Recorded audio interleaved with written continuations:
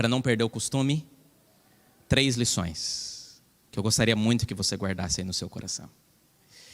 E 3 lições que para mim são muito caros e importantes. Se você não lembrar mais da história de Manassés quando voltar para casa, lembra das lições, por favor. Eu orei por elas. Primeira lição. Olha para mim. Primeira lição.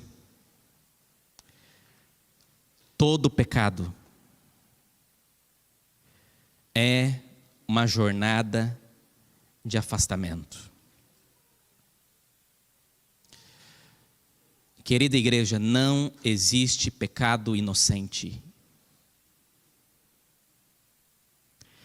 Por mais que alguns pecados se pareçam menores de gravidade, ele não é um pecado inocente.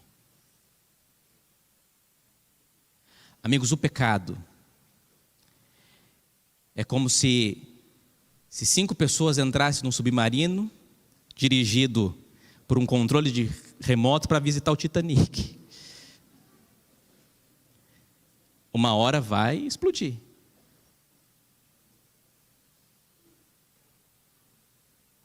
O pecado é colocar a sua vida em risco, sabendo das consequências que esses pecados podem trazer. Mas o que essa história me ensina sobre essa questão relacionada ao pecado é, querida igreja, em nome de Jesus, geralmente o pecado não começa no centro de nossa vida. Geralmente o pecado começa na periferia da nossa vida. Deu para entender, não? Você não começa a construir altares ao inimigo, e desculpa ser tão sincero sobre esse assunto, mas você não começa construindo altares do inimigo no centro do teu coração. Você vai permitindo que a semente vai sendo plantada e sendo colocada. Eu sei, eu já falei sobre isso aqui, amigos, mas eu tenho orado e chorado por essa igreja, clamando: Senhor, venha trazer graça e esperança sobre todos nós. Nós estamos sendo colocados, amigos, muitas vezes, e permitindo que o diabo vá ganhando território em nosso lado.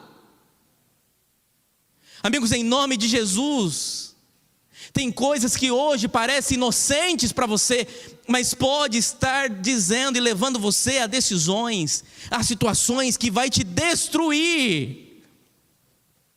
Amigos, não existe pecado inocente.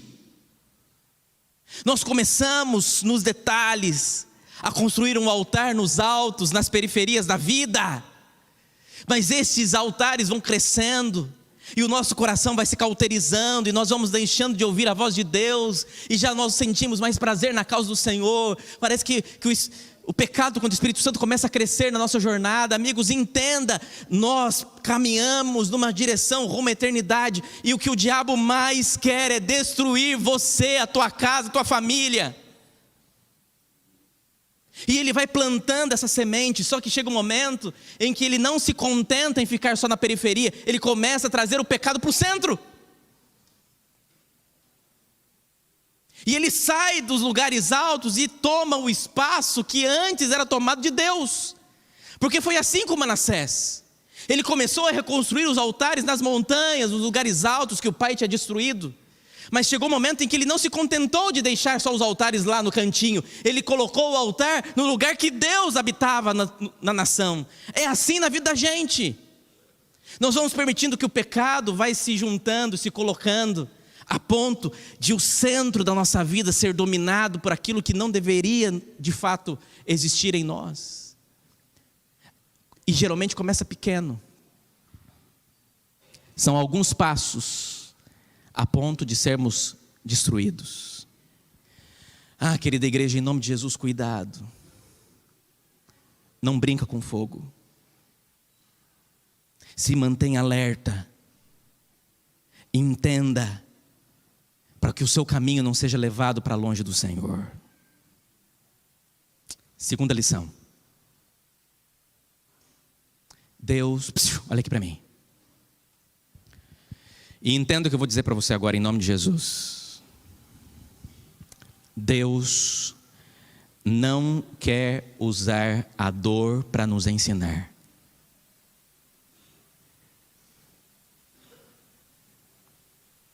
Eu vou repetir para que você entenda. Deus, Ele não quer usar a dor para nos ensinar. Não faz parte das estratégias de Deus.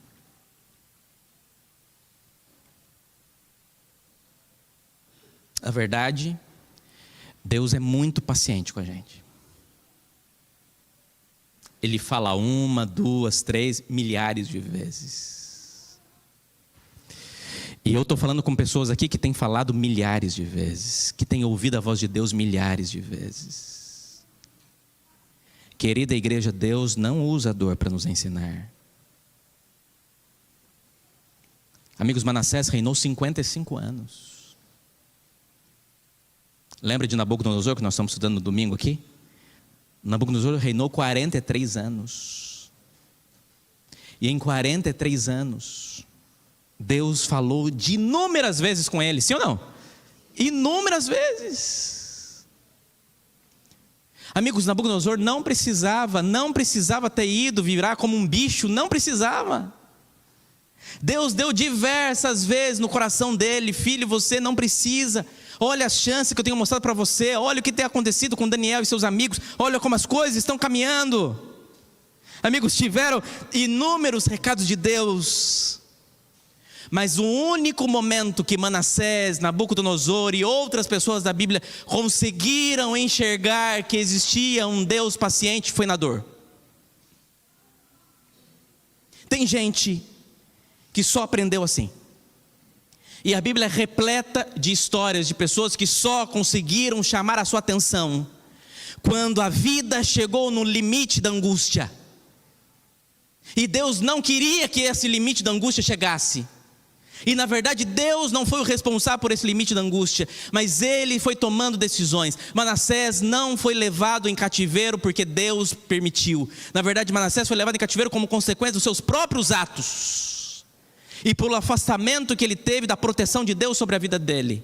Agora, foi na dor que ele conseguiu enxergar. Quem é do interior conhece jumento, burro que é bravo, que empaca. Já viu isso, não?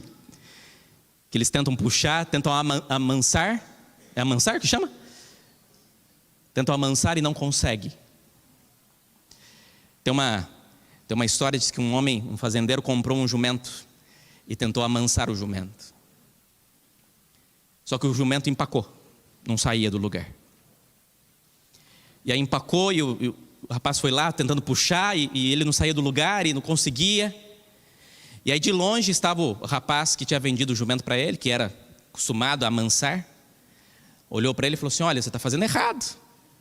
E ele parou assim: como é que é? Para, você está fazendo errado, você nunca vai tirar esse jumento daí, ele nunca vai sair daí. Então como é que eu faço? Você tem que falar com calma com ele. Você tem que falar manso com ele. Tem que falar com carinho. Senão ele não vai sair. Ah, é? É. Então tá bom. Aí ele foi lá e falou: meu jumentinho querido, vamos para casa, eu tenho a alegria de te conhecer. Eu amo você, você é maravilhoso. Que bom que eu te comprei. Vamos, jumentinho, vamos, meu amor, vamos. Adivinha o que aconteceu? Deu um coice nele. Ele voltou lá e falou: rapaz, não funcionou. Vem cá você, tenta fazer você então. Aí ele: então peraí. Aí ele foi lá. Chegou lá perto. Pegou um pedacinho de madeira que estava na árvore e deu uma só uma. Puf! O jumento parou e foi andando. Um só. O rapaz olhou para ele e falou assim: mas era só isso? Você não, por que você não me falou antes? Você podia ter me falado antes, né? Por que você me falou isso agora? Se era só isso que precisava fazer para ele sair do lugar e tal. Você falou que eu precisava falar com ele com amor, com carinho. E ele falou assim: mas é isso mesmo. Você tem que falar com ele com amor e com carinho. Mas eu falei e ele não saiu. Ele falou: porque antes você precisa da atenção dele. antes precisa da atenção dele.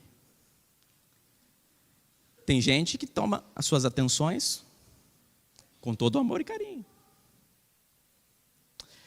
Amigos, eu não acredito na teologia de que Deus usa a dor para salvar. Mas eu acredito na teologia de que Deus age através da dor. Olha, amigos, em muitos momentos, tem pessoas que precisam ter uma orelhinha puxada por Deus. Não é sobre diferentes pessoas nos falar a mesma coisa. Mas é quando essa mesma coisa começa a ter um valor diferente. Amigos, nós precisamos aprender que a nossa jornada é uma jornada de um Deus desesperado para salvar a tua vida. Pastor, mas eu sou livre para poder decidir o que fazer. Eu sou livre para conseguir compreender aonde que eu devo caminhar. Eu sou livre, sim, você é livre para escolher fazer o bem ou fazer o mal. Você é livre para decidir se você quer servir a Deus ou não. Eu entendo dessa maneira. Mas Deus é Pai. E um pai que está desesperado quando ele vê os seus filhos tomando decisões que vai destruir a vida dele. Amigo, você consegue entender que todos os dias Deus olha para você e sonha com você ao lado dele no céu? Todos os dias Deus olha para você e enxerga em você um filho que Ele deu a vida para salvar. Amigos, Deus não quer perder você. Eu vou repetir novamente: Deus não quer te perder. Então todos os dias Deus desesperadamente vai atrás de você, usando todas as estratégias que forem necessárias, para que você abra o seu coração e volte para onde Ele sonhou para a tua história. E aí vem a terceira lição e última. A primeira: não existe pecado inocente. Todo pecado nos faz numa jornada de afastamento de Deus, de destruição. Segundo, Deus não quer usar a dor para nos salvar. Mas às vezes é só na dor que você consegue ter a atenção. Mas a terceira lição é que nessa manhã, você tem nas suas mãos o poder da mudança. Você tem disponível para você o poder da mudança. Amigos, Deus, Ele não muda porque Ele é Deus. Mas Ele entregou para os seus filhos o poder de mudar. Você pode mudar. Você não foi predestinado a viver isso que você tem vivido, o pecado que você tem vivido para sempre. Eu sei que tem gente que tem hora que está escravizado, que quer sair do mal, mas não consegue. Eu sei que tem momentos em que o pecado nos destrói de maneira tão intensa que a gente fica preso no mal. Mas amigos, Deus é Deus e Ele é tão poderoso, tão forte, tão poderoso, que Ele consegue colocar um poder nas suas mãos, que é o poder de decidir mudar, de não permanecer e de não ser assim para sempre. Então vai ter momentos, amigos, em que você terá que tomar decisões de mudança em sua história, em sua caminhada.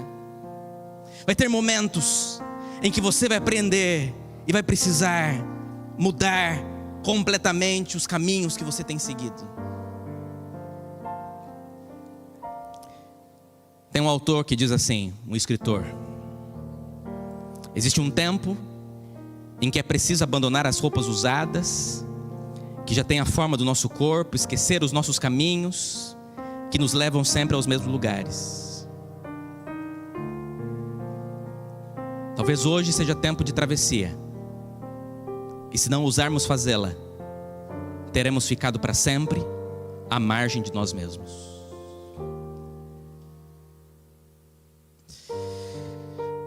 A A Septuaginta é a Bíblia, o Antigo Testamento em grego.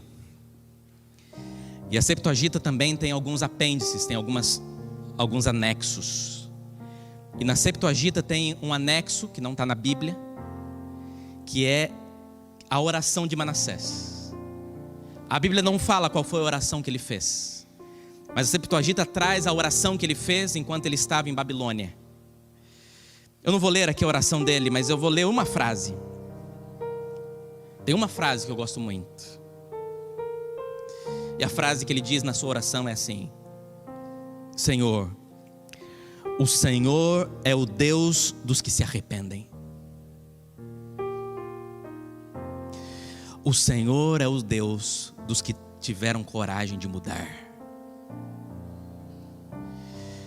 de quebrar essa corrente do mal que iria levá-la à destruição. Amigos, eu costumo dizer que Manassés é o filho pródigo do Velho Testamento. Manassés é o filho pródigo do Antigo Testamento, porque ele tinha tudo para caminhar ao lado dos princípios que Deus tinha dado ao seu pai, mas ele decidiu seguir os seus próprios caminhos até o dia em que a dor do distanciamento e do pecado fez com que ele enxergasse quem ele não enxergava. Só que o que mais me chama a atenção, e eu termino com isso, é que ele faz o contrário de como ele começou. No pecado, não sei se você reparou no texto, no pecado ele começa nos lugares altos e vai para o centro. Nas atitudes que ele tem depois da sua conversão, para resolver um pouquinho daquilo, do mal que ele tinha feito, ele faz o contrário. Ele começa resolvendo o centro e depois ele vai para a periferia. Entendeu essa diferença ou não? Se você olhar depois, 2 Crônicas 33, de 15 a 17, fala que o processo que ele tem para destruir aquilo que ele tinha tentado de fazer o mal, ele começa pelo centro, pela casa de Deus, para aquilo que é mais importante, e depois ele vai para os lugares altos para resolver. Porque o pecado começa nos lugares afastados para tomar o corpo todo. Mas quando você começa a jornada do arrependimento, você precisa primeiro resolver o centro. E quando o seu centro estiver resolvido, Deus tem poder de, sentado no trono, resolver todos os detalhes que ainda faltam. Então hoje, você não precisa se preocupar de estar com toda a sua vida resolvida para que Deus possa atuar. Você precisa apenas que o centro da tua história tenha espaço para que Deus habite. E se Deus habitar no centro, Ele dominará a vida toda. Mas uma coisa eu sei.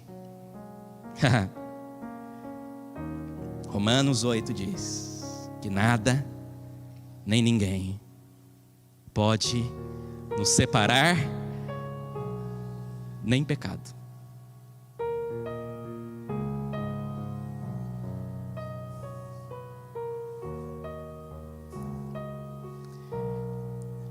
Nem as suas decisões.